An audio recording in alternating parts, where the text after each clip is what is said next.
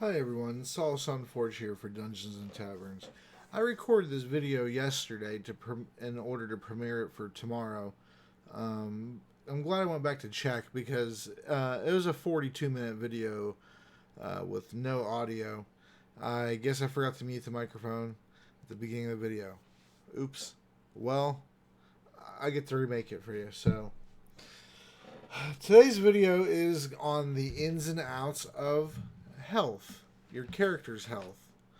Um, I am doing a series of the ins and outs. We covered armor class, and what else did we cover with that? Let's see. Oh, weapons. We've done armor class and weapons, and so we are doing character health today. Now, the first thing I want to tell you is your character's hit dice. I think, let's see, in 5e, the wizard and sorcerer are the lowest with a d6. A bard, a rogue, a warlock, a druid, and a monk are d8. Did I include artificer? I forgot. Artificer too. I'm not. I'm trying to do this by memory. A paladin, a fighter, a paladin, and a ranger are D10. Then the barbarian's the D12. I guess for some reason sometimes I think the fighter's the D12 and the barbarian's the D10, but the barbarian is the king of hit points at D12. So we're going to show you how to figure out your hit points right now. Let me pull up a character sheet. Alright, so we pull up our character sheet. You see it's a PDF of what you would get for the printout from D&D Beyond's character sheets. I like looking at different character sheets and customizing character sheets. But okay, so let's make a barbarian. Kruzak. That's a pretty cool name for a barbarian. And he's level 5, because that's full disclosure, the example I used yesterday when my audio was muted, which I see that it's not. I made sure. Barbarian. All right. So let me get my dice here.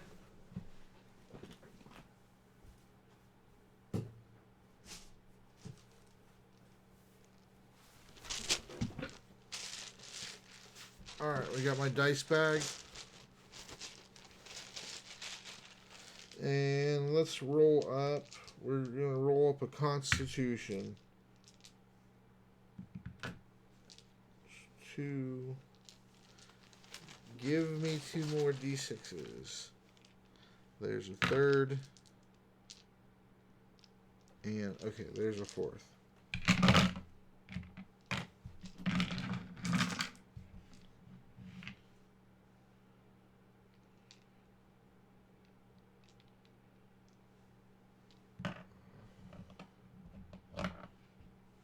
Alright. Oh. Crap.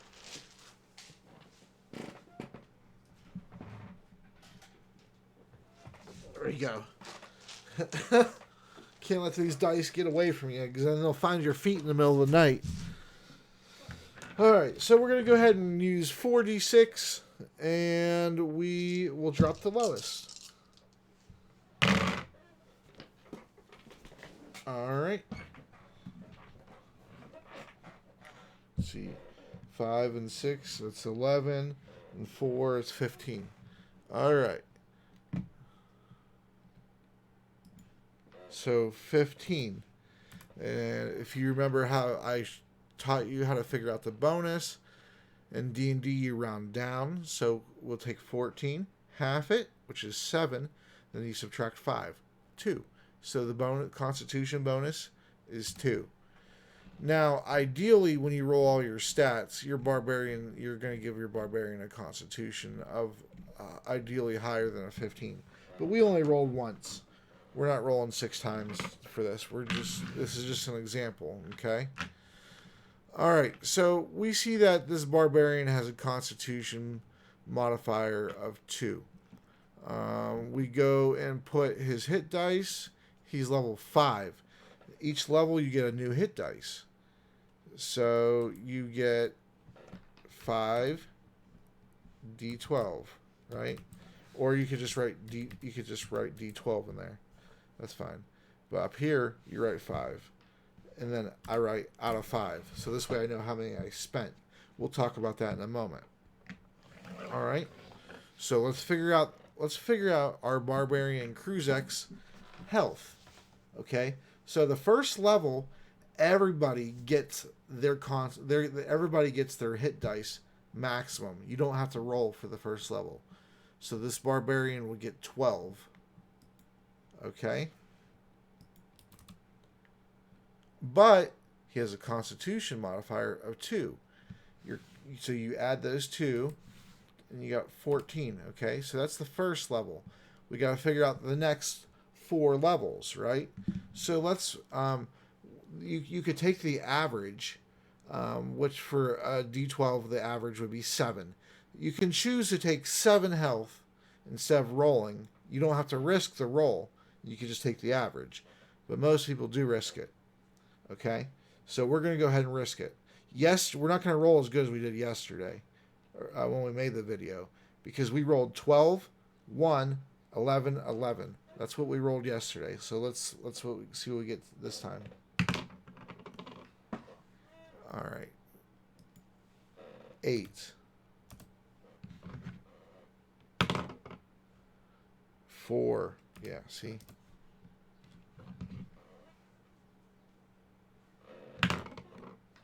1. Wow.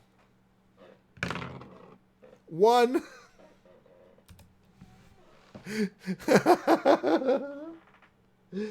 Oh my God.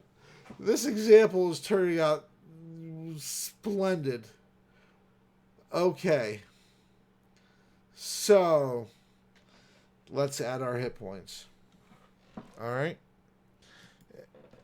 Thankfully, you get to add your constitution modifier to your hit points each time you level. So, make sure you get a good constitution modifier if you want to have more hit points.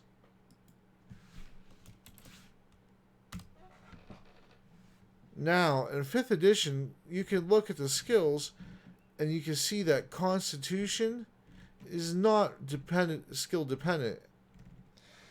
It was a little bit in 3.5, but they've gotten rid of it. I add it back in because I do not have dump stats in my campaign. In this campaign that I'm streaming right now and uploading to YouTube, I didn't know these players beforehand, so I'm being easier on them. But the second campaign, you'll see that there's no dump stat. All right, so 8 and 2 is 10. 4 and 2 is 6. 1 and 2 is 3. 1 and 2 is 3. All right, so 10, 16, 19, 22. 22 plus 14, 36. So our max health as a level 5 barbarian is 36. All right. Not great. Not great. It's not great at all. Like, you may want to chill on those rolls for a bit, because look, if we would have taken the average, 7 plus 2 is 9.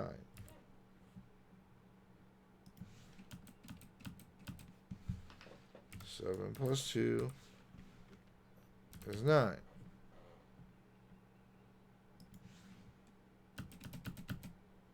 So plus 2 is 9. 7 plus 2 is 9. All right. 9, 18, 27, 36. We would have added 36 points instead of 22. by taking the average. So you can see it's quite a risk. Now, thankfully, as a barbarian, you can rage, and so you take half damage, especially early on. Most sources aren't going to be able to, bypass your rage.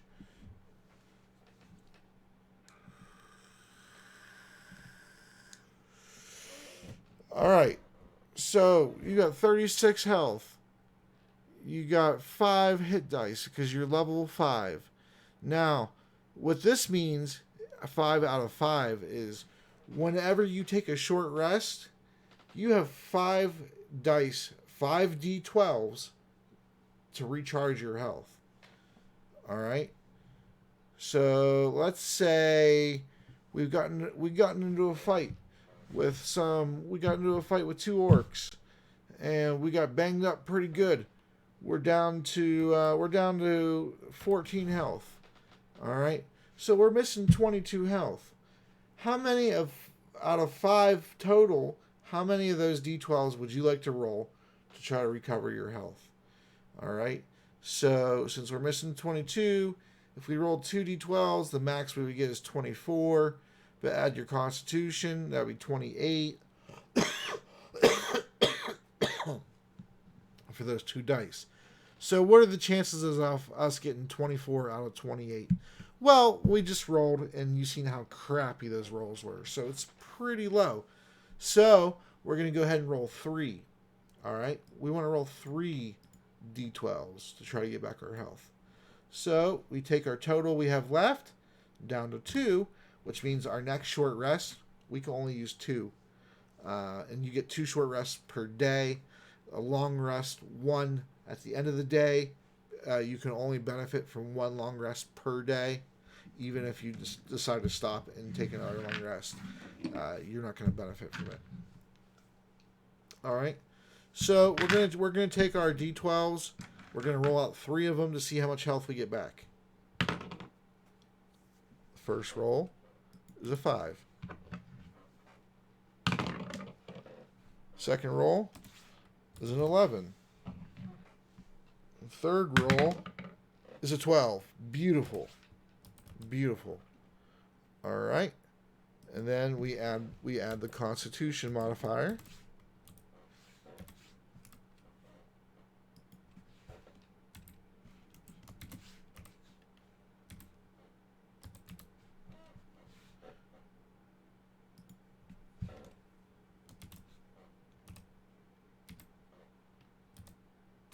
All right.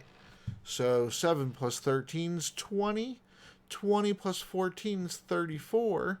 34 plus 14 is over 36, so we are back to full health. And that is a short rest. We're back to full health, but you see we only have 2 dice to use.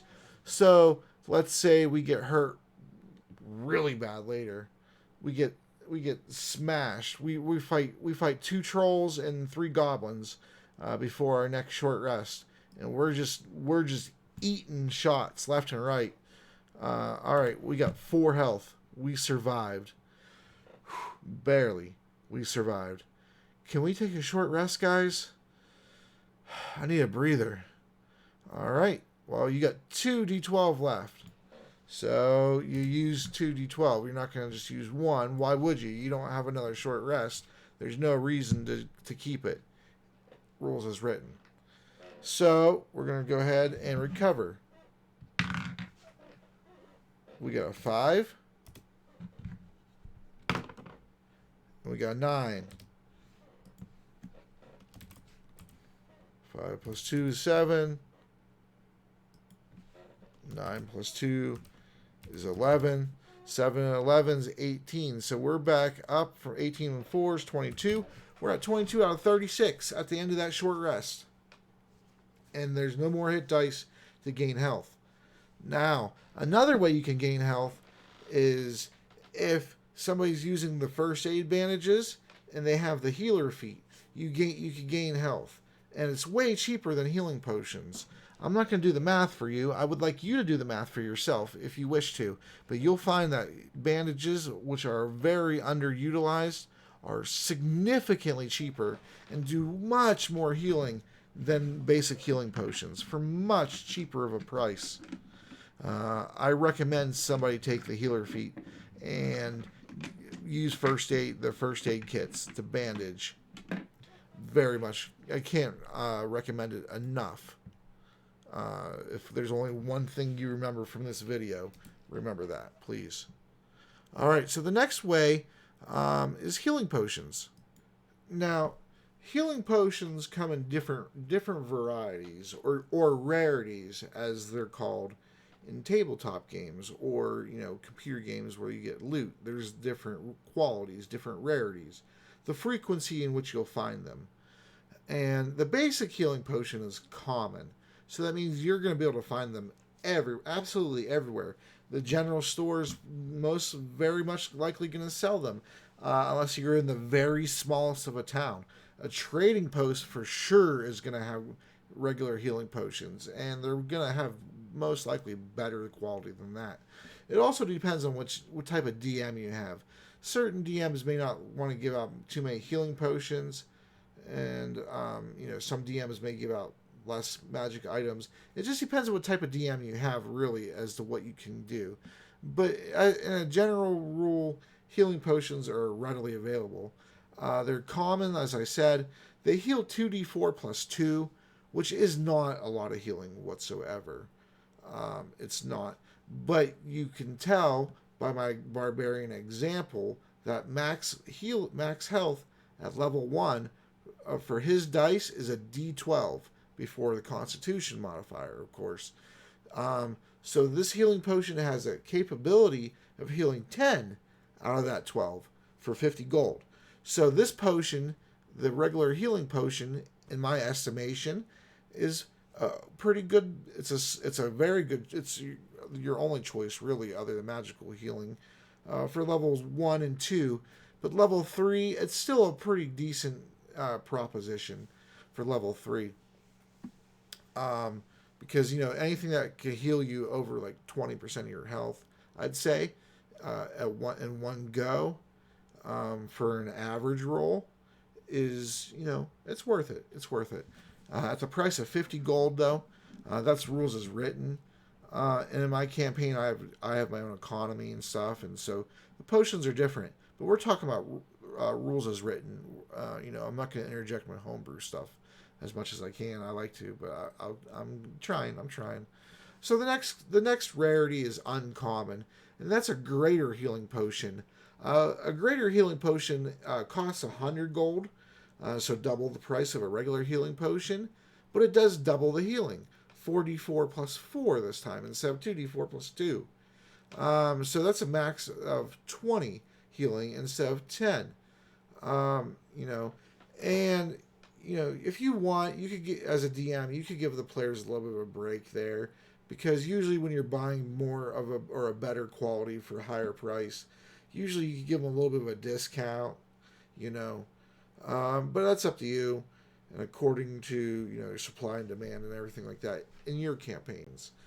But as a player, generally expect to pay around 100 gold as the baseline for a greater healing potion. Next up is a superior healing potion. A superior healing potion is rare, which means that it's not going to be in the smaller towns or settlements. It's probably not going to be even in a village. It's not going to be in a thorp, a hamlet, a trading post. If they're too small, a trading post or not well established, they may not have superior healing potions for sale. Depending what type of campaign your DM is running, you may have exceptions and things like that. And you'll probably have exceptions no matter what, due to extenuating circumstances of an NPC or something like that, as an example. Superior healing potions heal 8d4 plus 8 health, so that's a maximum capability of 40, and they cost 500 gold, so 5 times more than the greater healing potion, but they're again doubled that for 5 times more. Okay. And then they kind of just went a little bit off the rails a little bit with the conventions. The Supreme Healing Potion is the best one. Rules as written, not for me. Rules as written. It's very rare, and it heals 10d4 plus 20. 10d4 maximum is 40 plus the 20, so you get 60. So your max is 60 health there. And I mean, I already knew the math in my head. I was just doing it out loud, so you can see how I arrived at my conclusion. So the max health you could gain back for that potion is 60. The price is 1,350 gold, which is a pretty hefty sum.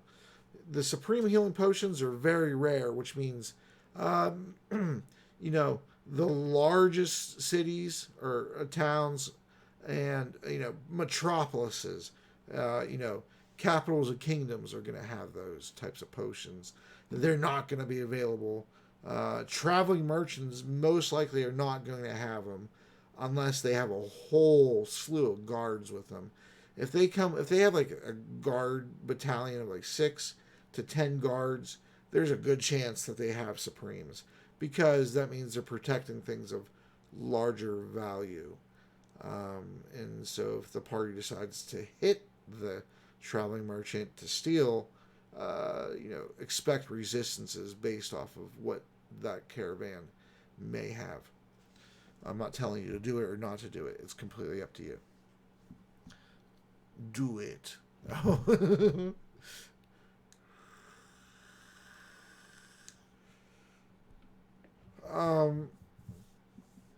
What else? Uh, oh, oh, no, I was about to say Tasha's. Xanathar's Guide has like a formula in it. If you want to do like an alternate pricing for potions, I don't remember off the top of my head. I don't. Let's see. Was it a 1d10 times 50 for a potion of greater?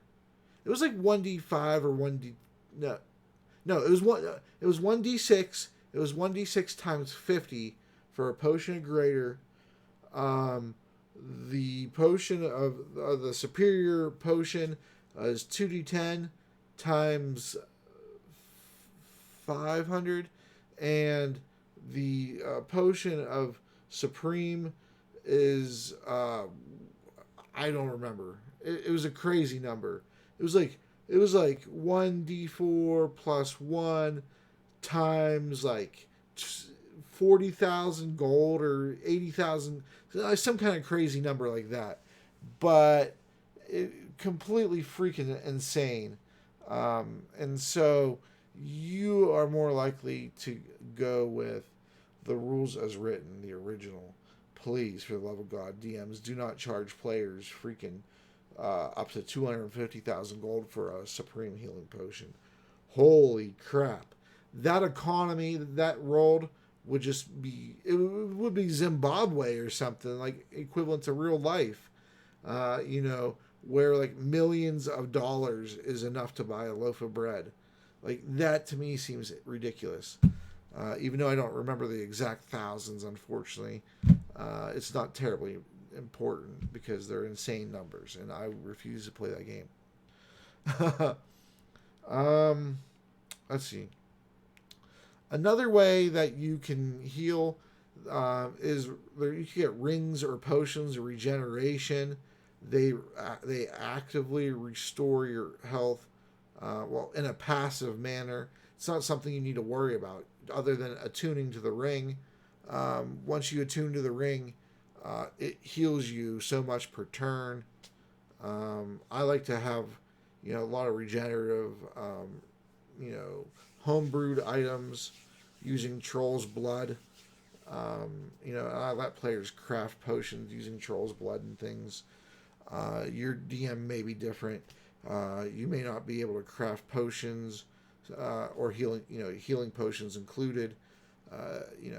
I like to let players create healing salves. Kind of like petroleum jelly. type salve to stop bleeding, to heal, to heal scars and things like that, to stop bleeding effects. And that's all homebrew stuff, so that's not anything you need to worry about. But if you're a DM watching these videos, consider those things because players love all those customized options. And if you give your players a little bit of extra things to do, they'll love you that much more for it, and that will improve your DMing capabilities that much more for very little work, really. So I suggest you take it. There's feats that improve your Constitution modifier, as well as give you a tangible feat benefit. The feats that give you a point in your ability score and a benefit are almost all, well, they're always going to be weaker because they're giving you a little bit of both. So that feat is not going to be preferable if you're trying to do a min-max situation. Um, you know, but every 4 levels, if your DM doesn't allow you to pick feats, or you choose the option, the main option, which is to increase your ability score increase. Every even number, your ability score bonus goes up by 1. So you try to go all the way up to 20. So at levels 4, 8, 12, 16, and 20, when your characters reach those levels, you can place your 2 points in any of those stats you want. And that's how you can increase it that way as well. So there's quite a few ways. And the potions, you can earn them through quest rewards. You can earn them by purchasing them. You can steal them. You could get them for rewards. Thank you for doing this for me. Here you go. Or bartering. You can barter with people for their goods. Just find them in the dungeon. Find them as loot dropped off of enemies. There's traveling merchants.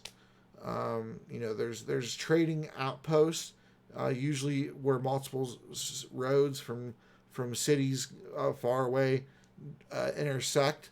You may find a trading outpost that's permanent or only there seasonal, depending on how your DM would like to set that up for a little bit more flavor. So there's quite a few ways to heal. There's actual rings that give you temporary hit points. You can have the feat, a gourmand, which allows you to cook food and give temporary hit points. I think inspiring leader gives temporary hit points.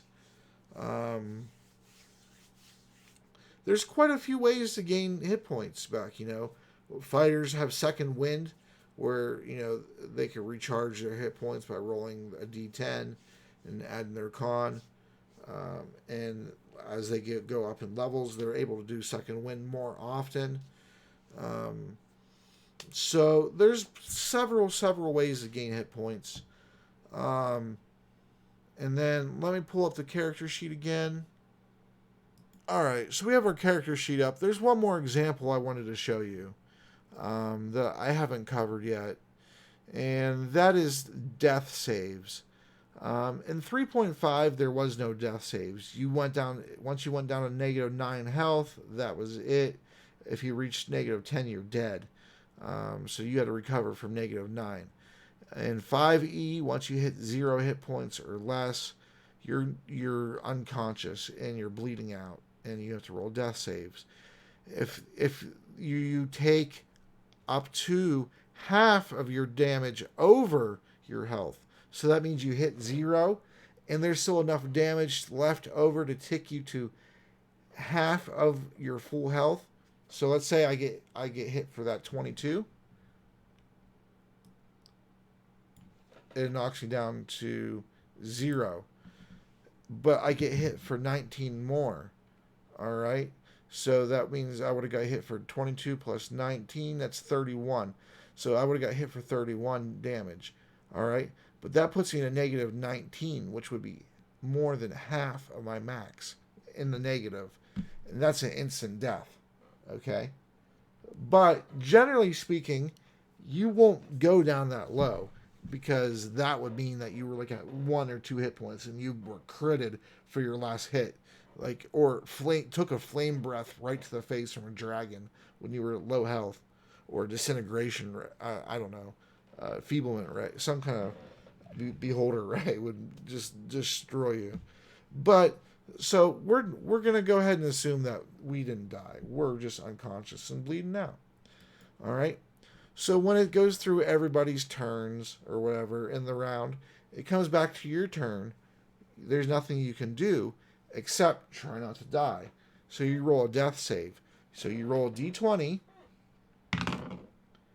and if the result is higher than a 9, so a 10 or higher, you get a success. And then you got to wait until your next turn, and then you roll again.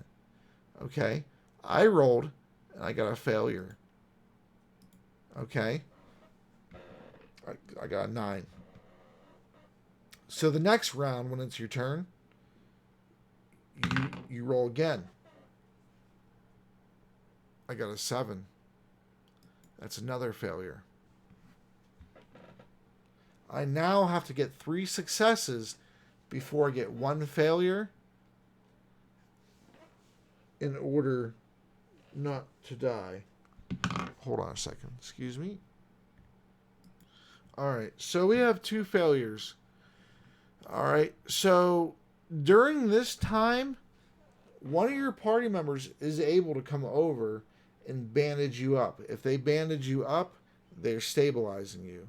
They can make a medicine check, or they can heal you. A cleric or a druid, a bard, a class that has healing abilities. They cast their spell and they can bring you back up immediately. Okay, so but we're gonna go ahead and assume nobody has. And in person, or online on Roll20 or any virtual tabletop that you play on, your DM may have you make these rolls in secret to them and not let the other players know how you're doing, because that ramps up the tension. If your party sees that you have 2 successes and 1 failure, they're not as apt to run to your aid because it's not critical. That's metagaming information. And so DMs will discourage that, and they may have you roll just to them. All right, so let's go ahead and roll again. 3. We got 3. All right, so... Oh, give me my mouse. There we go. All right. So we got 3. We're done. We're dead.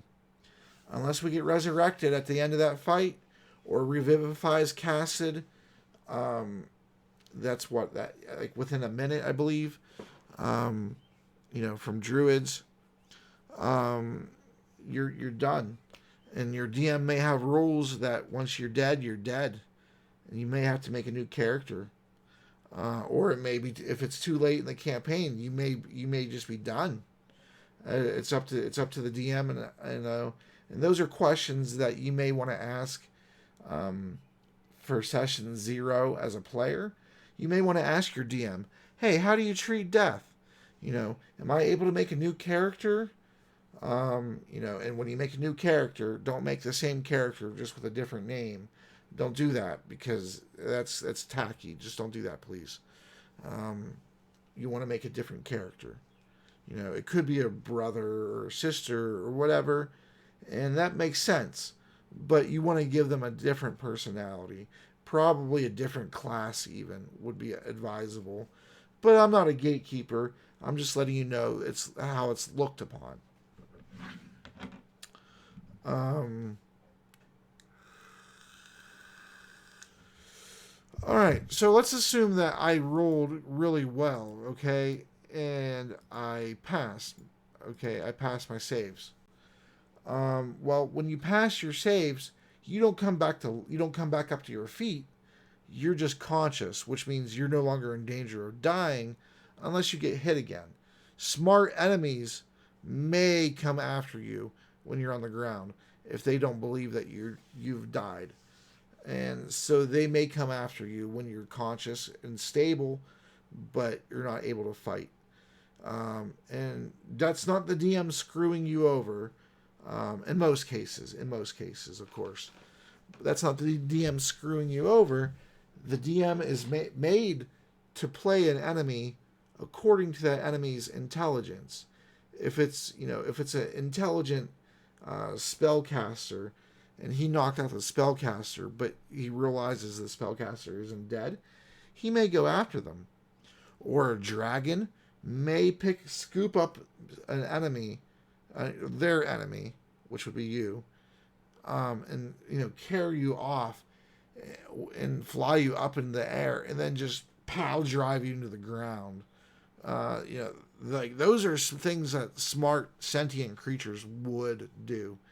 Now, creatures with bestial intelligence, no, they're probably not going to do that. Unless they're starving, they may try to drag you off and maul you a bit or something. But that would probably be the only situation that you would expect a bestial creature to really attack a downed enemy. And then if you roll a 20, if you roll a 20 on your death saves, you get 2 successes. If you roll a 1, you get 2 failures. Some people I know rule it that a 20 you're just back up, and then the 20 or a 1 would give you 2 failures. And that's tilted towards the success category, which 5e is already tilted much towards the player's success. It's already extremely difficult to die, really, as a player. You have to make a few bad choices and suffer a few bad rolls on your end, and maybe a few good rolls on the enemy's end, in order to suffer a death fate. So usually what I do is just two successes for a 20, two fails for a 1. And then, once you conclude the combat, your party can stabilize you, or if they take the time to heal you after you are conscious and not bleeding out, you could come back into that fight then. Or if they, have the healer feat, come over and bandage you, and then that case, they can't bandage you again until you guys take a rest, but you're back into the fight. All right, so that was everything about health. Everything that I could give you. I actually did it in about 5 minutes less time this time. The audio is recorded. I turned all the distraction noises off, the fans, everything. My daughter and my girlfriend are gone, so they can't make any noise. You hear I'm losing my voice. I lose my voice so easy anymore. It's ridiculous. All right, well, I did enough talking. I'm going to conserve my voice for future videos. So, Saul Sunforge signing out. If you enjoy my content, give me a like and give me a subscribe. I would very much appreciate that. Spread the word about the channel to people who may have similar ideals as yourself. I could always use more friends. Leave comments in the section below, and I will always respond to them. Unless it's some spammy stuff, then I'm not going to. But generally, any type of question I'll answer, especially if it's related to D&D. I will give out my Discord in 1 week's time. I will give my Discord out in a video. And then I'm going to work on making maybe a group for Facebook. And, we'll slowly have people join that if you wish to. So I could communicate with you guys when I'm not making videos, because that would be pretty cool. I would enjoy that. All right, so thanks for watching. Saul Sunforge signing out. Have a great day, and I'll see you shortly.